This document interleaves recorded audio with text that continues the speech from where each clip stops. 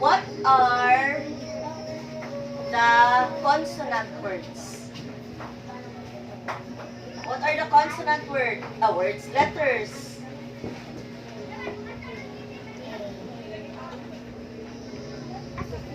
What are the vowel letters? A, E, I, O, U. A, E, I, O, U. Those are the vowels. Vowel letters. What are the consonant letters? Motong B, C, D, F, G, H, J, K, L, M, N, P, Q, R, S, T, V, W, X, Y, Z. Those are the consonant letters. Kano sa man nato gamiton si A o si An? Ano sa man? Example. Book.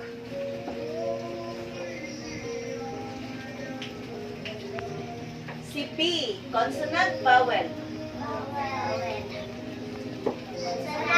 Consonant. So, kung consonant, gani na diha ang nagsunod, ang inyo yung answer kay a book. Basta consonant. Pero example kay vowel, magkwatag vowel nga kwan ha,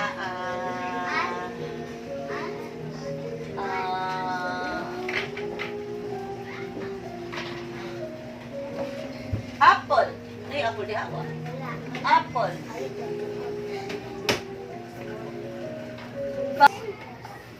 So let's try to check if you know how to use much or many. That is for the A. The B, a few or a little. So it depends man sa sentence. So let's try number 1, sa much or many. How blank books did you buy? What's the answer? Many. How many books did you buy? Number 2, how blank water is there? Many. How many water is there? Much. Much.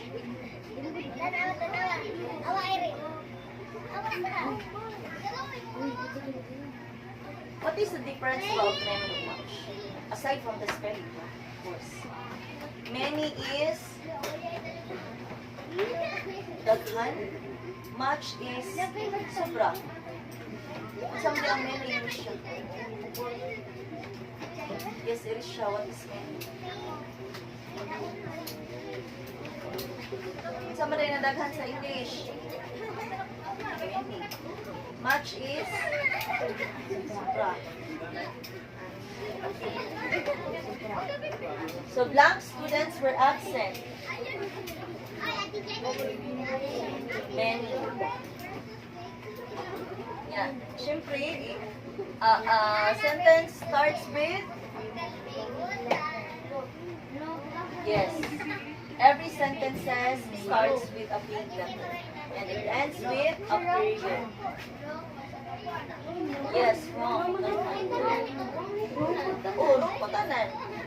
Diba? Makita na dyan na nakikita. Nga every sentence Para sa 3. asa man? Para may how many. Ano ba? 3 Ha? Sa 3 lang. Big letter. Oh, okay, again. Lagi. Guys, again. A sentence starts with a big letter. Nga na mag-big letter man ta diri. Nga na nga may nagunda nga letter. Ano mo diri? Nga na mag-una man taog dako nga letter diha. Kunay naguna nga na ko letter diri. So si Manny ba? Kay siya naguna o pili? Siya naguna. So, kung masabot, big letter din siya. Kay siya man ang nag-start sa sentence. Next. There's not been blank rain this week. Much.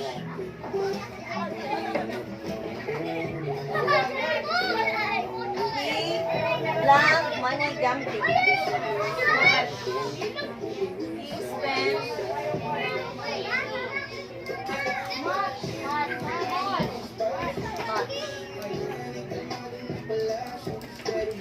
She has collected blank coins. Many.